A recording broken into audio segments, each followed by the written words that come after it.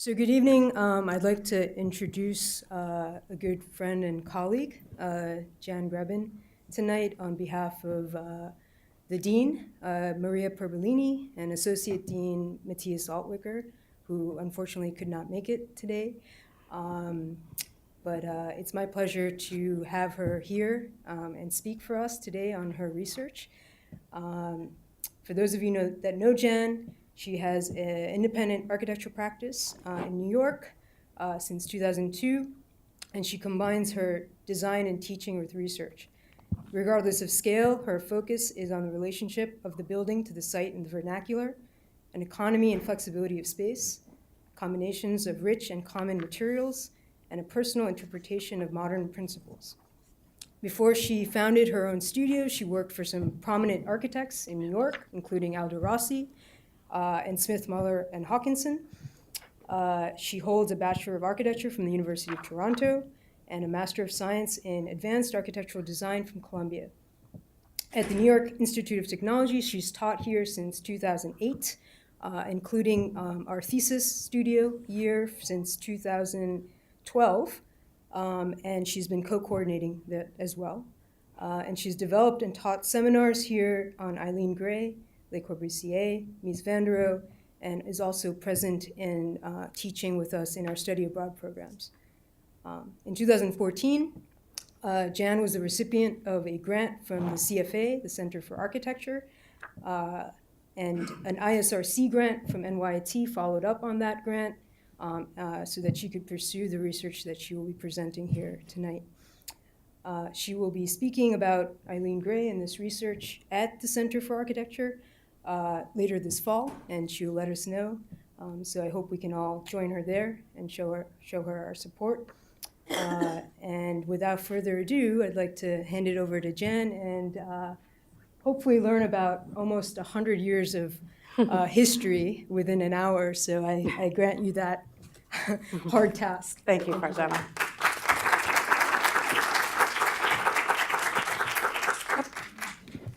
Thank you for coming. So I'm going to start with an image of a chair by Eileen Gray. This is known as the Transat chair. And one of the reasons I'm starting with a chair is even though my focus is on her architecture, Eileen Gray was very much known as a furniture designer as well. And in her architecture, the built-ins, the furniture, and the architecture itself were an integral whole. So this is the Transat chair that was first designed in 1925. And an interesting thing about the Transat chair, to tell you a little bit of a story that was told by the curator of the 2013 exhibition on Eileen Gray at the Pompidou, Chloe Pittiot, told a story about how Eileen Gray went to a fabricator and said that she wanted to get this chair made. And the fabricator said to her, okay, we can make this chair, but you have to make 10 of them. And she said, okay, I'll make 10 of them, but each of them are going to be different. So it's an interesting idea about series and about type and about how she was interested in working. So if you look more closely at these, you can see that the first one on the left is patent leather, the middle one is actually leather, and the far right is fur. So first of all, a kind of range of materials and experimentation with materials. So those are 3 of them. Here are 3 more. Color variation, also detail variation, such as the stitching on the chairs, and different types of wood, different types of metal.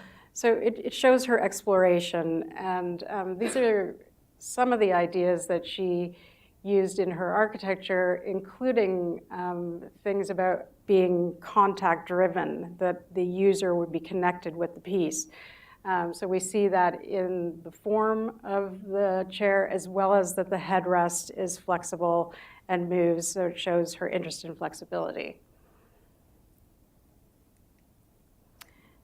So just to talk a little bit about how her work is received in a contemporary way. This is a photograph of Yves Saint Laurent on the left and his partner Pierre Berger on the right. And there was a famous auction that happened in 2009 where objects that they collected, artworks, furniture and things, decorative arts, were sold in Paris. And there was one chair by Eileen Gray, which is this one. It's called the Dragon Chair. And her things are quite valuable these days, but it was quite a surprise how much it actually went for. So the one chair sold for $28 million, which is the most for a 20th century chair. So it just talks a little bit about the reception of her work in current times. So these are the two houses that are the focus of my research. One of them on the left is the 1920s house by Eileen Gray, which is known as E1027, and on the right, one known as tempeh upaya. I know these are unusual names, so I'm going to explain them a little bit. But I want to talk about Joseph Rickwort, the prominent architectural historian who now lives in London. He met Eileen Gray in the 1960s, and he went to see her work, and he felt it was so extraordinary, and he wrote this article called Two Houses and an Interior. So these are the two houses, and then the interior was an interior she did in Paris for her collaborator, Jean Badavici, the Romanian architect. And Rickwort's statement in the introduction of the article is that, for most people, 3 works would not be considered like a major oeuvre or a considerable body of work. But in her case, the work was so extraordinary that she should be considered among the masters of the modern movement. So I particularly like this idea that, it might be 3 works, that you could be considered for 3 works an expert. Because I definitely, I think in my own work, I'm interested more in quality than whether I'm going to do many, many works. And so I find it quite a heartening example. The two houses are clearly sited quite differently. E1027 sits on a very dramatic seaside site near Monaco, and then up in the hills is tempeh upaya, the 1930s house.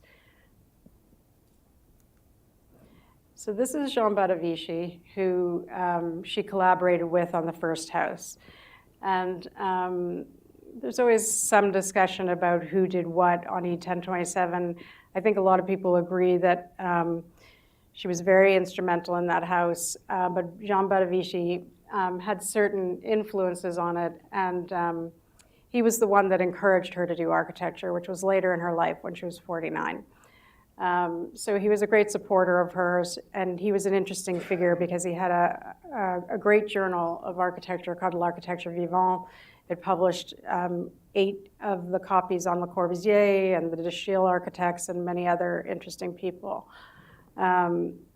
So just to explain E1027, because that's an unusual name, it's a code that explains their dual involvement in the house. So E stands for Eileen, 10 is for the J of Jean, of his name, the 10th letter of the alphabet. 2 is B for Badavici, his last name.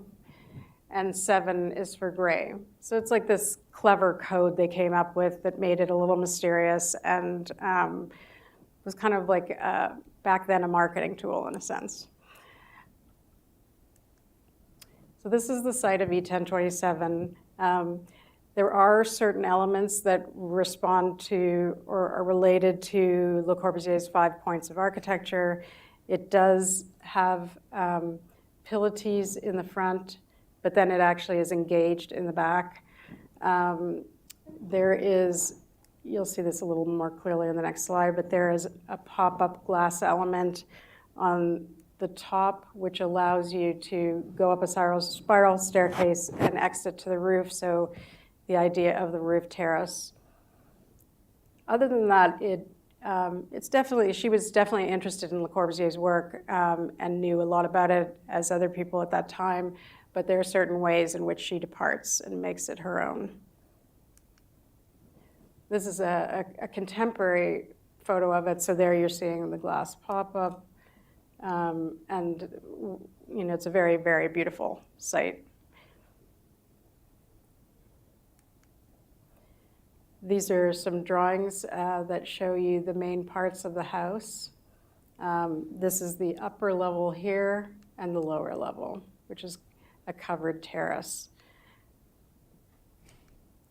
Just to take you through it in a simple way, you enter here, come around a sort of 3/4 height wall, which is for storage and coats and umbrellas and things, into the main salon. This is very much a house for having parties and entertaining. It was really a house for John Badavici to spend the weekends, and people, including Le Corbusier, would come and spend time with him in this house. So the main salon has different aspects to it. What's called a divan for people to lounge around, a washing area, a guest alcove. The entire front opens to the south and a terrace, the dining room, and then you can enter into the bedroom. This is the main bedroom, which is east facing. Eileen Gray had ideas about placing rooms in terms of the sunlight. So the main bedroom is on the east side of the house. The terrace and living room face south. And washroom and kitchen and utilities. This spiral staircase that leads up to the roof or down to the housekeeper's quarters, a guest room, and then utility, the terrace under the house. So I just want you to notice a little bit the main entrance, because we're going to point something out about that. So tempeh upaya, the 1930s house, again an unusual name. And this one is based on a French proverb that means, with time and straw, the figs ripen. So her idea with this, naming it after that, according to people like Carol and Constant, among others, is that it speaks of an evolution in her work. So there's the 1920s house, which is her first architectural work that she does with Jean Badavici, and then the second one, which is a house by her for her. So a completely different program as opposed to the one that was this entertaining house for her friend and someone she had a relationship with at one point, Jean Badavici. So this is tempeh upaya. My research definitely is covering both of the houses, but I have kind of switched my focus to this house. I like that it's much more off the radar than the other one. A lot less is known about it because it's, first of all, E1027 was published in one of the journals that John Badavici did, so we're fortunate to have good photography and drawings documenting that house, and writing between her and John Badavici about the ideas of the house. But this house is much more mysterious, but it deals with a lot of the same ideas that she's interested in. She is very interested in different window types, and in both houses, she uses shutters, which I find it interesting that she takes a vernacular idea from the south of shutters, but then she changes them quite a bit. At E1027, they slide and they pivot, and the windows are an accordion type. At tempeh upaya, the windows are sliding as well as the shutters. She does a very unusual thing at tempeh upaya. It's a little hard to see here, but she did shutters on the terrace. So I don't actually know of another house that has shutters on the terrace, but I'd be interested in it if anyone else does. But it's very much a house for privacy. This was a house for her. So as opposed to one that was a very kind of entertaining house, this is a very private house. So she creates all these layers that allow for different types of airflow, light conditions, but then also privacy or openness. The whole thing can open quite a bit.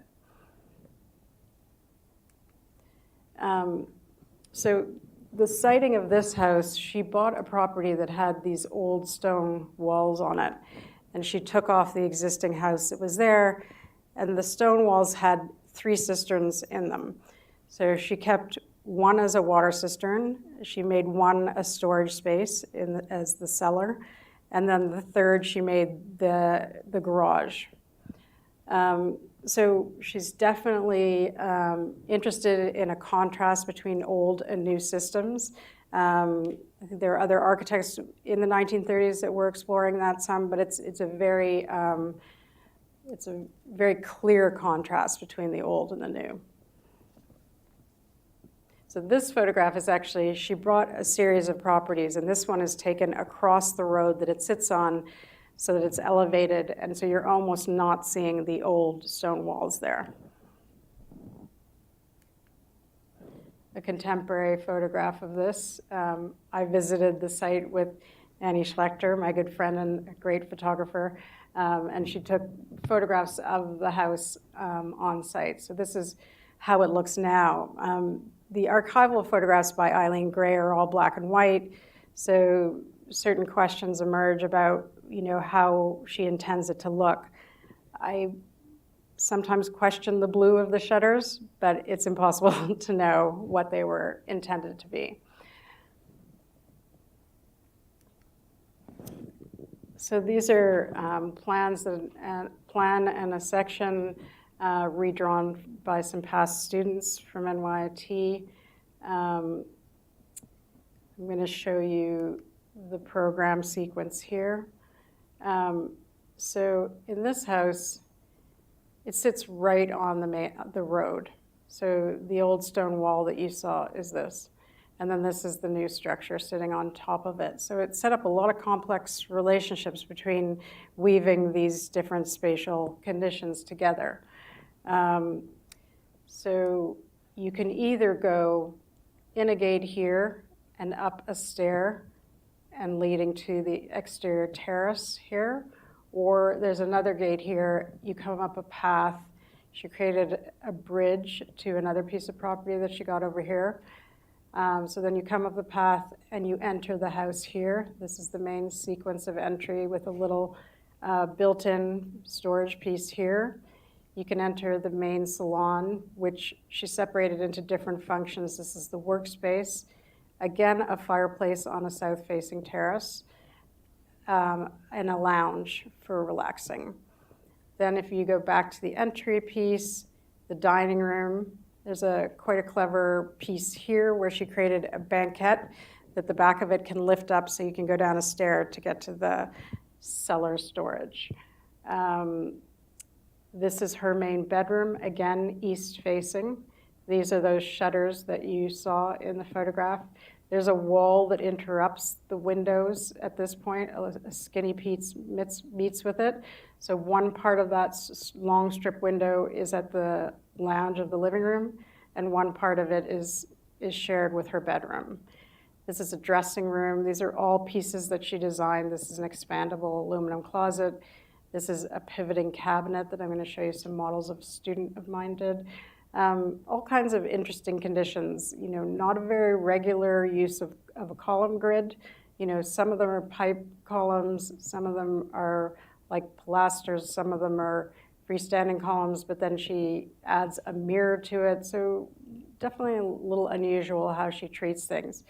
The dressing area leading to her housekeeper's room, and the bathroom and toilet, as well as the kitchen and courtyard. So something I noticed between both of these houses, it was first in a discussion with my students. We were talking about E1027, which is the plan on the left. And the original plans by Eileen Gray, the house is almost completely orthogonal. So this wall here is also at a 90-degree angle to these walls, which are also orthogonal.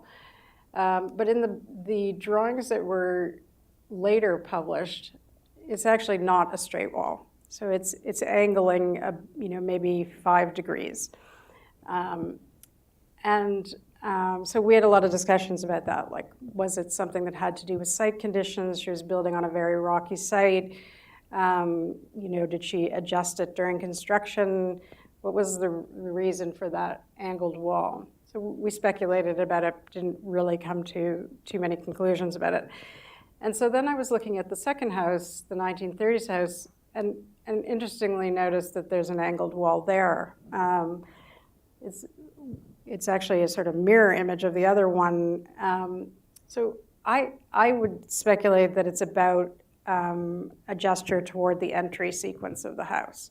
And so if we look at this view of E1027, I think you can sort of see a forced perspective a bit in that view.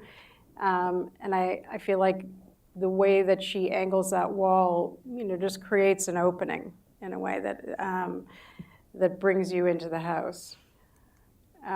This is a similar view of tempeh upaya. Again, it's not as photographed as the other. But again, that angle wall, I think, creates a gesture toward the entry. I'd be happy to hear if other people have theories. Another interesting thing about both of these houses, as I said, was the treatment of windows and shutters. I find it quite fascinating. So here's an archival photo of E1027.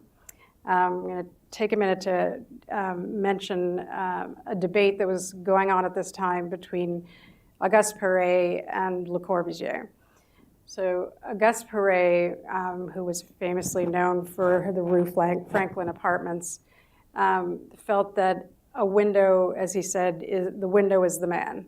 So he, I'm going to come back to this. Sorry. So this is the Rue Franklin apartments, and this is a typical window that we might call a French window.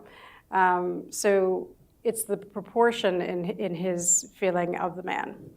And Le Corbusier was much more interested in his projects in the panorama, the strip window. So they were having a very heated debate about what it should be. And I feel like Eileen Gray does an interesting thing in response to that discussion.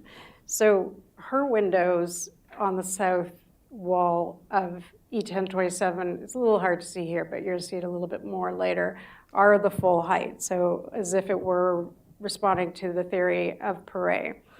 But then she adds an awning to the outside in canvas, which, and I'm not the first person to notice this, but that in a way adjusts that window to be a panorama. So you kind of get both conditions. And so I think she is having a dialogue with that discussion.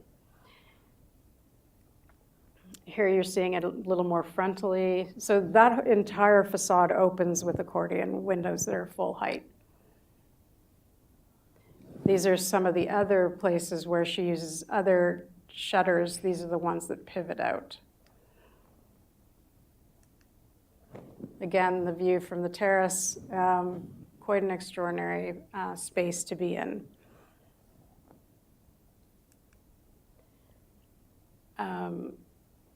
From the inside, another photo by Annie Schlechter.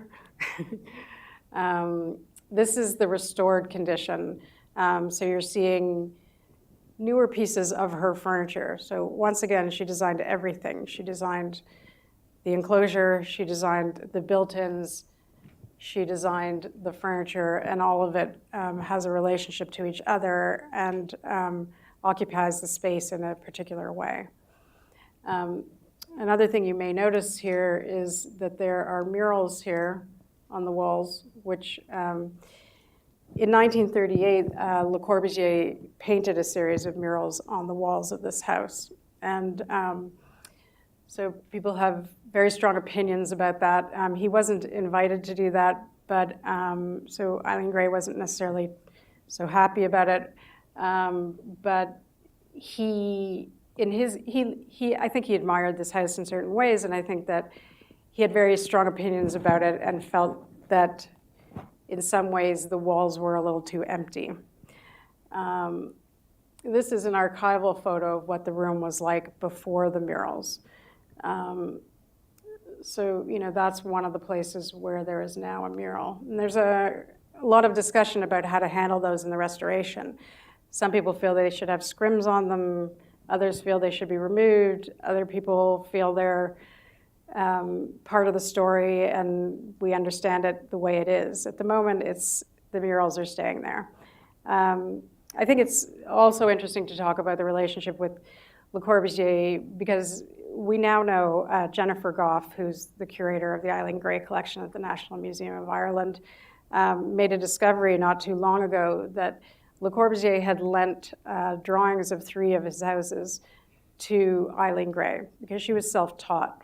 So this speaks to the idea that it wasn't a one-dimensional relationship. He did certain things that were very generous and part of her learning to be an architect because she was self-taught. And then other things that might have been considered a little bit strong a move, like painting murals on the house without permission. So there, again, the house with, she even designed the rugs, and the tile pattern is organized in a way that the rug sits in a specific place, and everything is designed. So back to tempeh upaya, here you are seeing it sitting on top of the stone walls. She carved out the garage, put a stair in to come up to the terrace, and as I said, the long strip window. I think it's an interesting use of the strip window here because in this case, the house is sitting right on the road. So across the road is another piece of property that she bought that had these lemon groves on it.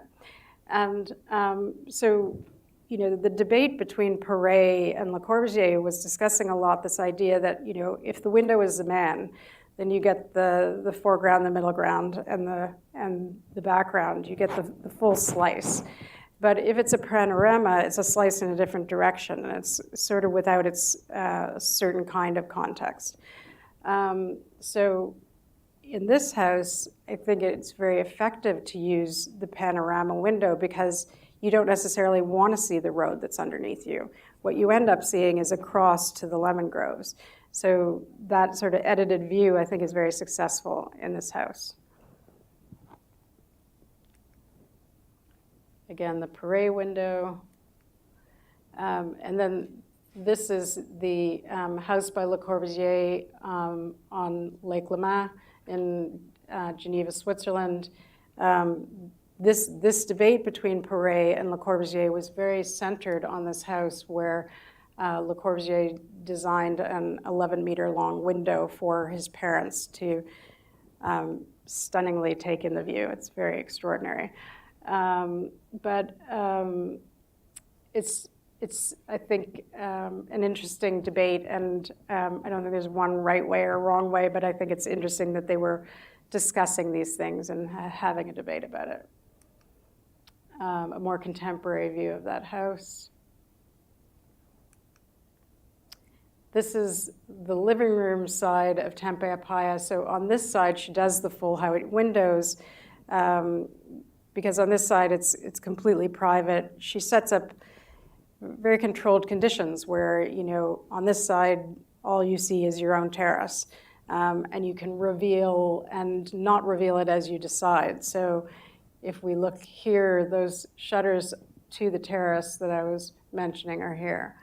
Another very interesting idea that's also mentioned by Carolyn Constant is the fireplace is in front of the south view. So it's an idea where as the sun sets, the coals of the fire take over the light. So Eileen Gray makes statements about the idea of that people understand one light source and it's meaningful to them. So I think it's quite a poetic idea about the replacement of the light of the sun with the fireplace. She does the same thing at E1027. A model by some students in my seminar of that living room. I think it's quite a nice model, but it's interesting. I think they discover a lot about the materials and her great attention to detail in studying, a particular component. So one thing that I find very beautiful is she put a glass or translucent piece in this part of the chimney to the roof, which is not something you would typically see. So those kind of experimentations. And she actually, in some of the photos, you can sort of see a little bit of storage in there. And then, this is the fireplace that can close off. The mantle of the fireplace does double work as a railing as you walk out to the terrace. This lounge can slide over. Here you're seeing how she can make the window that looks to the road be opaque. Lots of interesting conditions. This is her workspace. So on that west-facing side, she has louvers that can control the light when she's working. Another model by students. These are some thesis students now. One of them's here. So this was a detailed study of how the windows and shutters work. A thing that I'm interested in, and I'll show you another slide, is in that one photo of the exterior, there's a mystery about how the tracks actually work. Because if you look in a detailed way, there are about 3 lines of tracks on that outside for the windows. But there are actually 7 shutters. But in one of the photos, it shows all of the tracks, all of the shutters on one side to the right. So something worth speculating about. I mean, possibly there is also track between the window and the outside track that carries some of the shutters. Again, I think it's an interesting question. Another study model of the, or I should say final model, of the shutters and how they work. Another nice drawing by one of the students.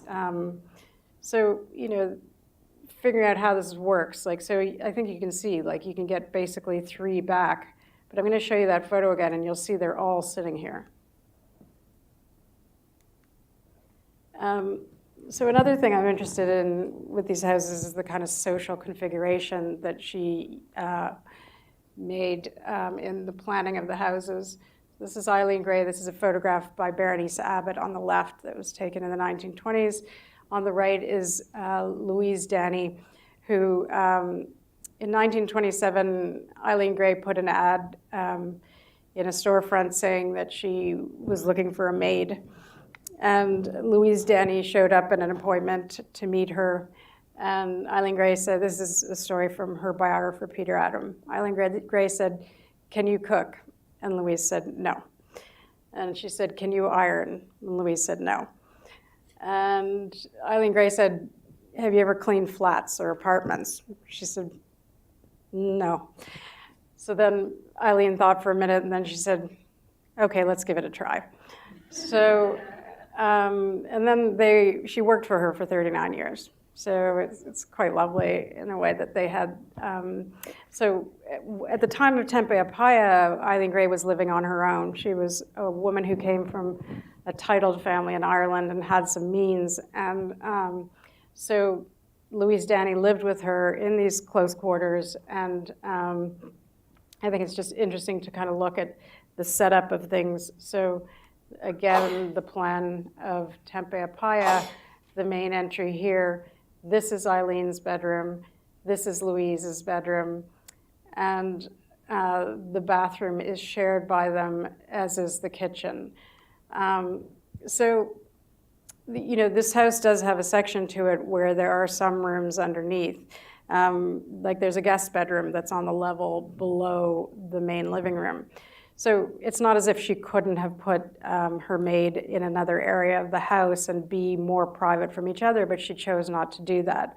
I actually interviewed Joseph Rickward about Eileen Gray, and he at one point said that actually, even though mostly Louise was looking after Eileen, there were times when Eileen looked after Louise.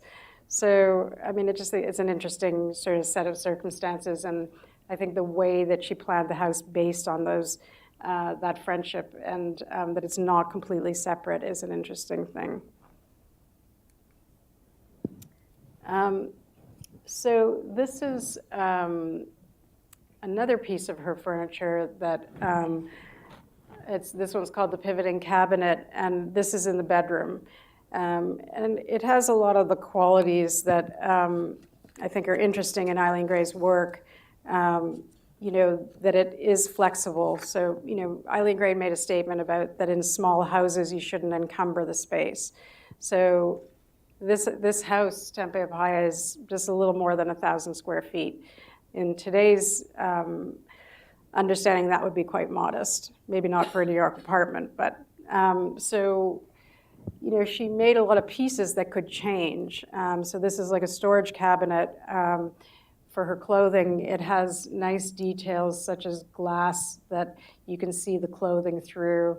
Very intricately made so that the drawers can pivot out and come back together. It sits on a metal frame, blackened metal frame. And if you look here, this is the step that leads from the bedroom to the dressing area. So it actually is very site-specific. Like, you couldn't put this in a lot of places. It basically needs the step to sit properly. A past student here, Nabi Agzimov, did some very nice models that show how this unfolded.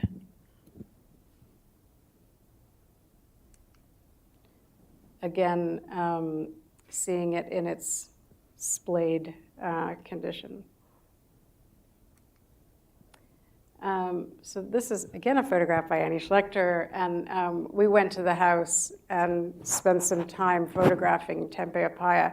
Tempeh Upaya is quite different than E1027 because it's privately owned at this time. E1027 is owned by the state and is now has been under restoration for 15 years. So it will hopefully become a research center that people will be able to spend time and learn about her work, which is a very nice thing.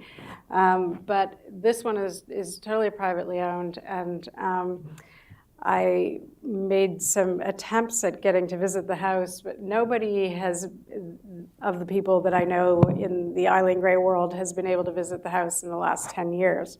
There are a couple stories about it. One story is that some people visited 10 years ago and something got damaged. Another story is that something got stolen. So I don't really know, in fact, what the true story is, but the woman who lives there is not interested in having people visit it. So Annie and I stood in front of the house, and she took a photograph, which is, I think, very interesting because all the archival photos, you don't get this impression of it because it's so long. And it's on a road, so she took it in 6 sections, and then they got spliced back together so that you could get this impression of the very long elevation of the house. This is the respliced image, which is very telling and of the experience of the house, and I think quite nice to see. So again, these are the shutters that I was telling you about, but I'm going to just take back 1 minute to show you.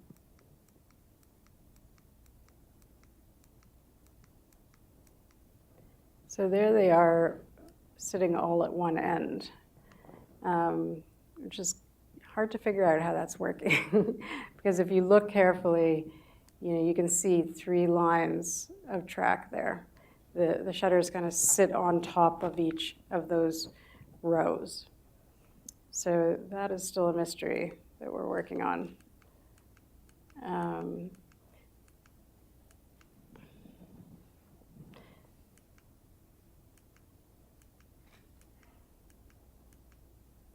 So just in terms of thinking about not getting access to this house, at first I was upset about it. I've generally been quite tenacious about seeing things that I'm interested in and have seen most things that are possible in terms of her work. But as I started to think about it, I thought that it was actually quite interesting that this house was designed for someone who was quite private, Eileen Gray. And in the end, that the current owner decides that she wants her privacy and doesn't need to be overrun by architecture enthusiasts. I thought maybe that's appropriate and interesting, and that the architecture of the house is very much about creating conditions of privacy and revealing when you want it as the owner of the house. So I'm not giving up, but that's, I'm going to leave it at that for now. So that's my research so far on Eileen Gray.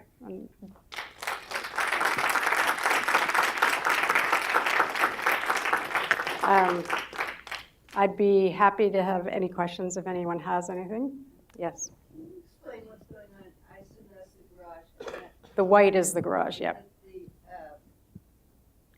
The angle going up there, is that to walk on? It's just, this road is quite a slope. This is in the hills of Castellar, and it's, you go up these like treacherous winding roads to get there. There's a very sloping hillside site, so the road is going up this way. And so that's just part of the slope. You mean in front of the garage? I mean, to the right of the garage. Oh, this piece? Yeah. Okay, that's a mystery too. So that is something that is actually in the drawings, and I assume that it must have existed in the original stone walls, because in the early drawings that were done for this house, that piece which projects forward is there. So I think she just chose to keep it. In fact, you can see that the owner has like these little planters on it. So it's just, you know, an unusual, quirky thing that I think she decided to keep. It could be a office. It could be. Mm-hmm. Yes, David. Of course, looking at Eileen Gray raises the question of the relation. Hi. Okay, so of course when you look at Eileen Gray, you look at Le Corbusier, and you can't help but make comparisons between the two careers. They were both architects. They also both left a lot of furniture as part of their works. Have you compared Eileen Gray's work at all with that of Pierre Chareau, who also is known for his furniture, and like Eileen Gray, perhaps the furniture is better known than the architecture? I mean, they were working at the same time, and I think it's an interesting comparison. I have been more aware of the comparison with Le Corbusier than Pierre Chareau, but I think some of the kind of luxuriousness of materials that they both used and the kind of surprising combinations of things, I think there is something there. Like, I think it's a very interesting comparison, but I have not focused on it. One of the things that struck me last time I was at the Glass House was how the furniture and the interior architecture is like equipment. Mm-hmm. And it seems to be more assertive than the architecture. I think Eileen Gray's work is closer to that than Le Corbusier's work is. Le Corbusier always banks on the contrast between the one and the other, and I think Eileen Gray works on a kind of hybridization almost between the equipment and the permanent parts of the architecture. Yeah, I think so. There's like these layers in Eileen Gray's that are sort of from furniture to built-in to wall. And they read together and they work together. They're an ensemble, and it's I think it's a different relationship. Yeah, but in terms of the equipment idea, there was her and John Badavici talked about certain pieces being of the camping style, which were more light and portable. So there were some pieces that weren't as kind of set in the architecture. They were a sort of like a more temporary idea about things.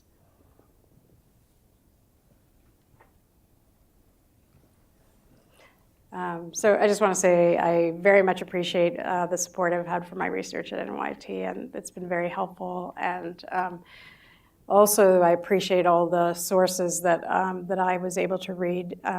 Carolyn Constant and Jennifer Goff and Joseph Rickwert and the authors of Eileen Gray works and projects, Peter Adam, her biographer. I just like all of that is invaluable because she's not alive anymore, and to have those sources to reference and try to build upon is fantastic. So, thank you.